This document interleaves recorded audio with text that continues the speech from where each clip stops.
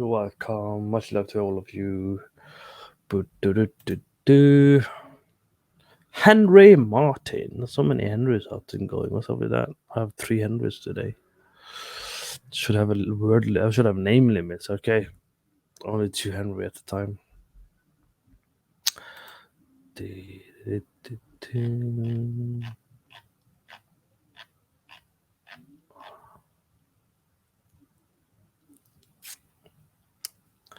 Yep.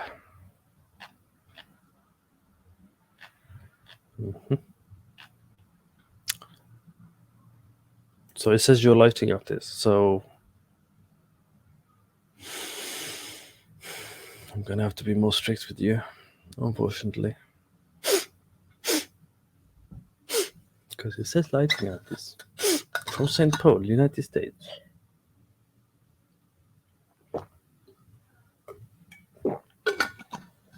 I recommend having a profile image of your face, by the way. Did you go to the CGMA course? Is that what you're doing here for? Normally when people do this, they've gone to the CGMA course. What's going on here? Is it top-down lighting or something? What's going on?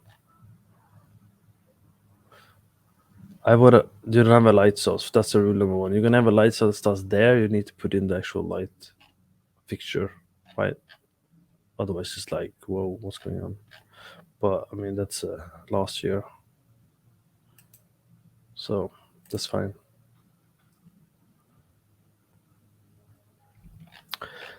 It's a lot of fog, and as I said previously earlier in the stream, when you have a lot of fog, it flattens the image a lot, even though you're trying to have a mood. And when you have that, you have super sharp shadows, considering that. So you want to remember to soften the shadows. The fact that when you have all this fog, right? So you want to go in and tweak the settings so it actually makes sense.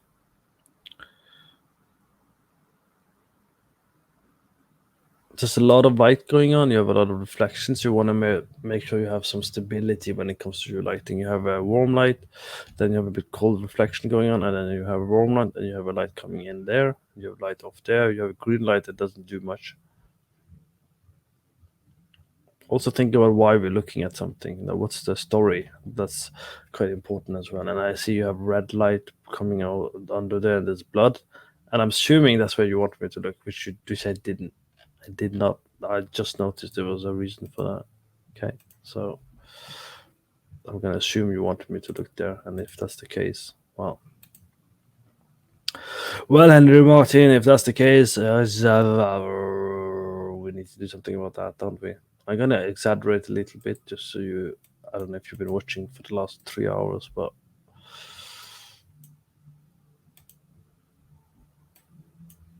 let's see if we can ruin your image.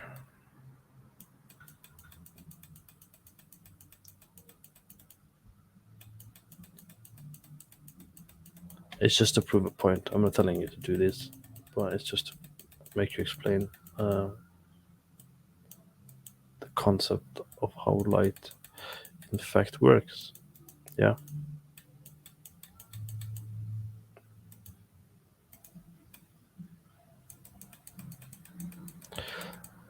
Again, I'm exaggerating quite a lot, but what you want to make sure that this spot is the brightest, right? That you have a reason to look at that. Now there's a challenge. Now we're talking compositional choice as well and camera angles. You chose this angle with a cut off here and this angle here, and you end up with something called rule of third. Okay, rule of third. Do you guys know about that basic rule of third? Yes? No? Maybe? No? Rule of third. Henry. Rule of thirds. Right. If you put an image in these areas, I teach some of it in the course as well. But you want to make sure you have some clarity of the image. So what people do, and I do it quite often in photography too, is that they show too much. There's too much light, there's too much details, and they don't really respect the basic fundamental math rules. because this is based on math, right? There's a mathematical reason why we like certain things. Here, you know, if you were to divide it up, assuming we did that, I guess it would be something along the lines of here and here, and maybe here and here. So you don't even have the main object where it would normally be, and the lighting isn't focusing on that spot. Does that make sense? So when you work on images like this, you want to make sure that the focal point is there. So I would have probably, on top of my head, try at least, move this light over on top there, have this light cast light there, make this bigger, or I would just have not have any of these lights very visible, and I would have a light coming in just out there to make a point, and I would make this one a bit stronger to kind of light the areas as well. Okay, so less light, very good practice for all of you. Less lights, right? Don't do it too much all the time, and make sure you put the camera in a place that makes sense. It's all over the place, these things, so we want to make sure we have some control over it, especially as lighting artists. We do need to learn composition and form. We definitely went to the CGMA course, which means you should come here and you can learn more. Look at that. Ooh. Too much fog, too much snow makes the image flat. The flames, I don't know how much flame you will see when it's so much light. I have to look at some new references for that. It's very dark. The focal point is behind the throne rather than on the throne, so that's something you need to work on. I'm not giving you too much feedback because I'm assuming this is from CGMA, because these are all of the scenes they use on CGMA normally.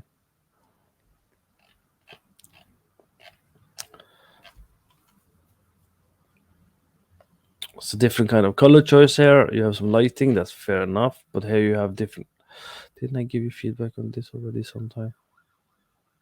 I swear I've given you help with this somewhere. But you don't want to have two blue lights. Why? Because there's inconsistency. You have three white lights, which for some reason doesn't cover a lot of area, and then you have light there, which I have no idea where it comes from. It's definitely not from this one, even though we probably did this one. It shouldn't be this one. And then you have blue light, and then you have light coming in here. See, there's too much going on. And then you have moonlight coming in for one direction. So you want to simplify the process and make sure you have a color consistency. Okay, does that make sense?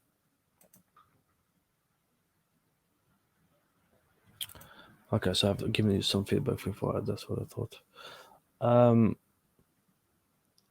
So why does color matter? Okay, I'll explain why.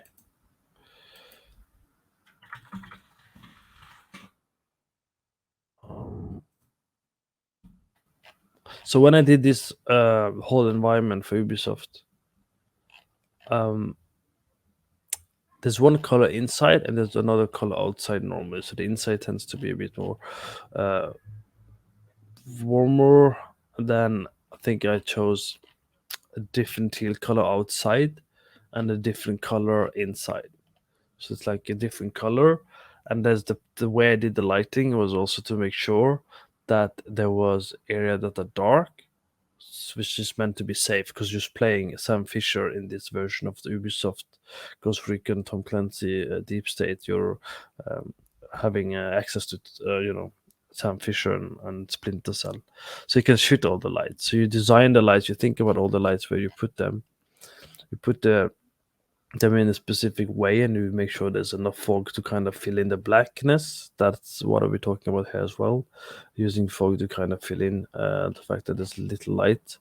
And then you kind of make sure that there's a color palette to it. So what does that mean? It means you don't add certain light unless it has a purpose. In your case, let's say there's a story, okay, because you're doing game lighting as well. Let's say there's a story and you're moving around. You want to make sure that, okay, certain environments are certain color. Here you have the white one and you have a blue one. And I'm pretty sure I gave you the feedback previously as well not to do it.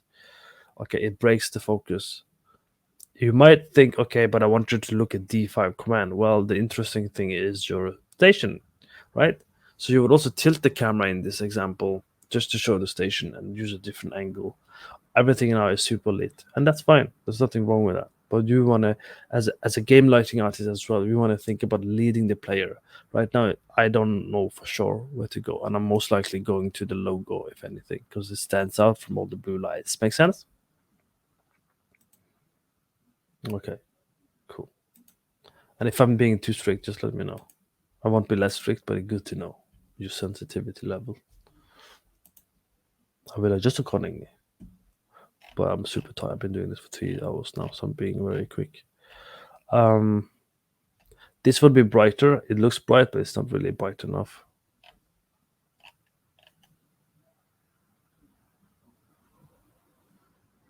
Here we're talking composition, so when you're applying details and stuff, you want to make sure that's lit as well somehow to create the shape and form and angle you need to tell the story. You have a light coming in here and here.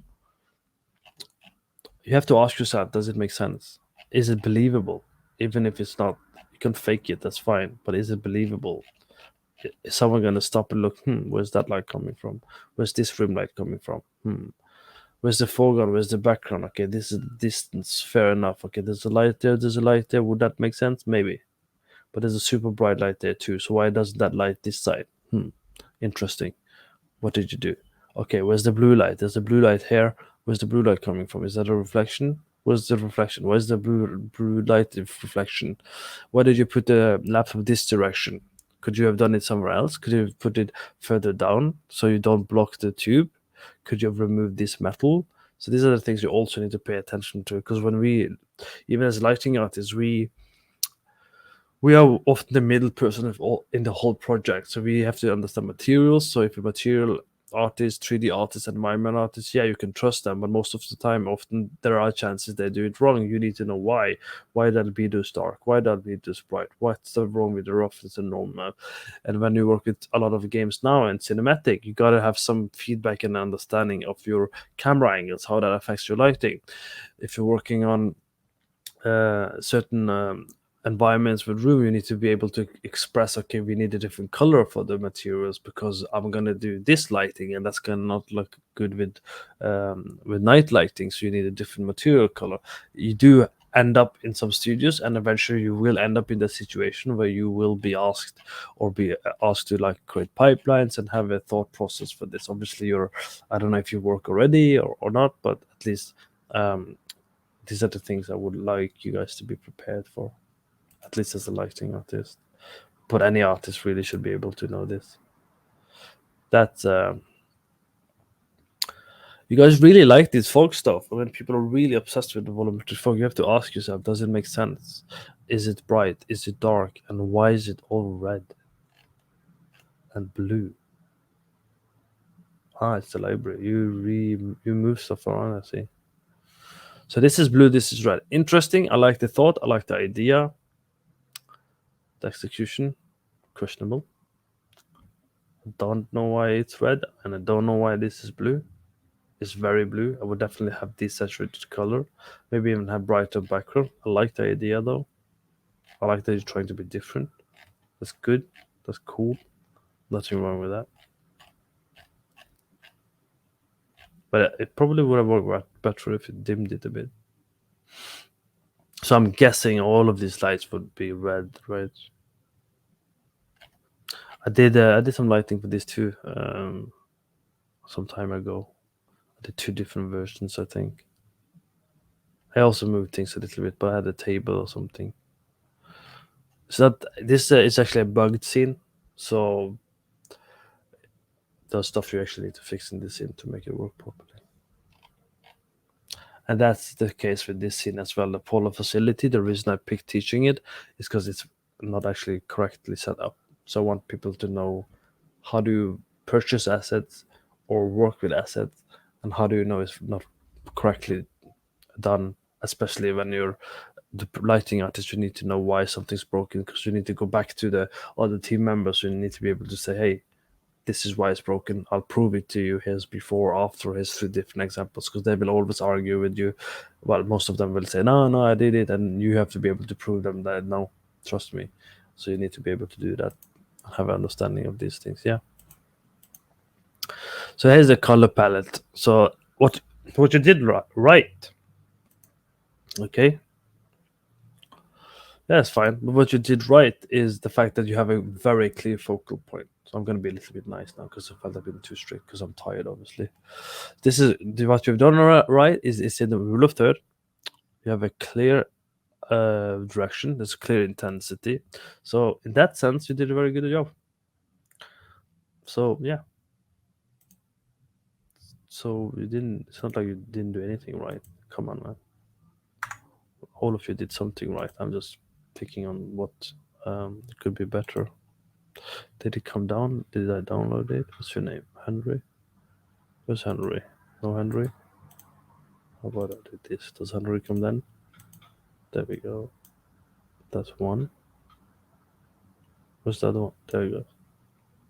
So, as I said, you did. This is not a bad image at all. References is definitely useful. Uh, so if you're gonna ask for feedback, and that goes for all of you, always try and add references in your portfolio, or just generally for asking feedback, because if there's a clear intent, it's good to know. Like, some of you had references, and you see how quickly I could give you how to improve it, and what you didn't do and what you did do, right? So I would probably not have that saturated color. I would probably dim it a little bit. Okay. And I don't even know your reference. It doesn't really matter, because the principles of lighting is the same. And also sometimes people pick bad references from just because it's a game and it's released doesn't mean it's good. Keep that in mind. You have to learn to pick the right references as well.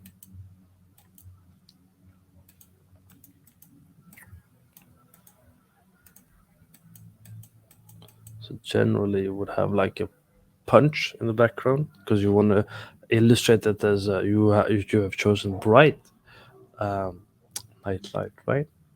And you want to illustrate that this way. And then if you wanted to like have more fun, because you're going for stylized, you can brighten up the top ones. You can really make them pop. Yeah. Maybe even go more crazy with your rim light if you're gonna have some fun like that. And then obviously you have to make sure that this one is the one the brightest. But let's see what happens with the color when you do that. It gets saturated. And that's the thing with these things. But you might want to play with it. You might want to go spread the light a bit. So the light goes down here, but you don't really see it go down. So that's what one of the things I'm missing as well. It stops at the chair, then you don't really see it hitting down below, which is a bit odd. So I wouldn't mind to see a bit of the color on the ground, a little bit in the shadows.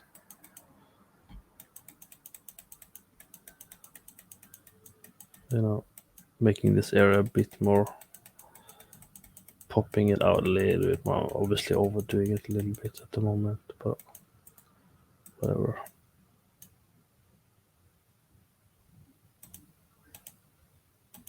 Okay, makes sense. The reason I did a bit more, you would have to do it a bit differently and a bit more cleaner.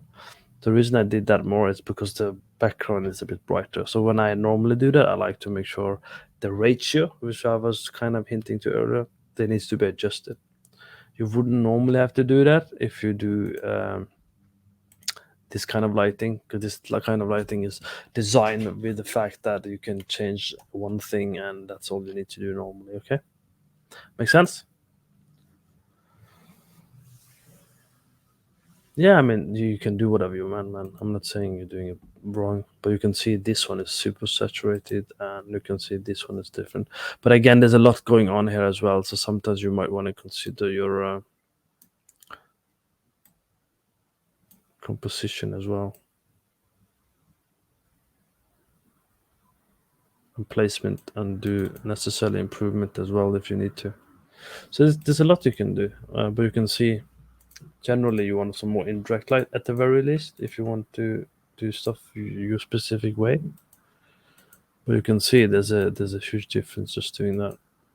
And you don't need to have the bright light. You can just make sure that this area has actually indirect lighting a bit better. That means you have to add fill light if you're using real time lights, right? So this is why we're training, because the more common real time light is, even with lumens, you still need to know what to fix. Because if you trust technology to do stuff, you're never going to be good at this. The best people, they're not trusting technology, they're fixing and tuning it afterwards or before. Okay? Makes sense?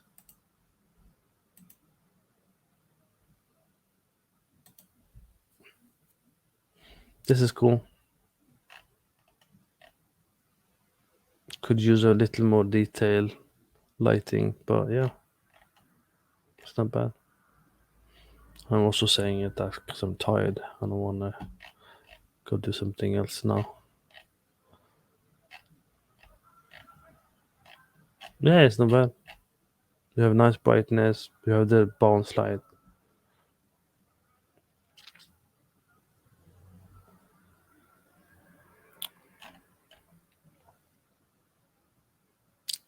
A little bit of tweaks with the materials, probably a little bit more work here. Probably would adjust the colors a bit to desaturate, to tweak the environment a little bit to fit in more. If that was useful, you should head over to courses.lightingbot.com and consider some of the courses and mentorship.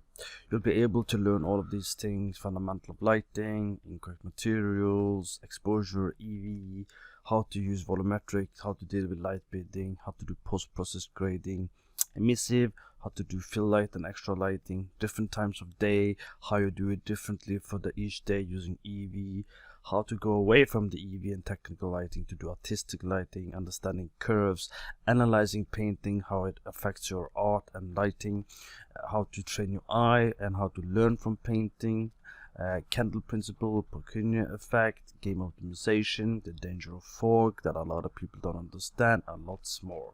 Again, we have had people go through the course and get work. We have some testimonial you can check. Little bit about myself, my co-author Sander, who has been going through the content and improving the content as well. He's a technical lighting artist, so more technical than myself. And you can check all the content that's being added on a regular basis, fundamental stuff, advanced stuff, technical stuff, and we're still adding new content because when students join, they have an ability to ask for some learning. Basically, you can also upgrade to monthly mentorship.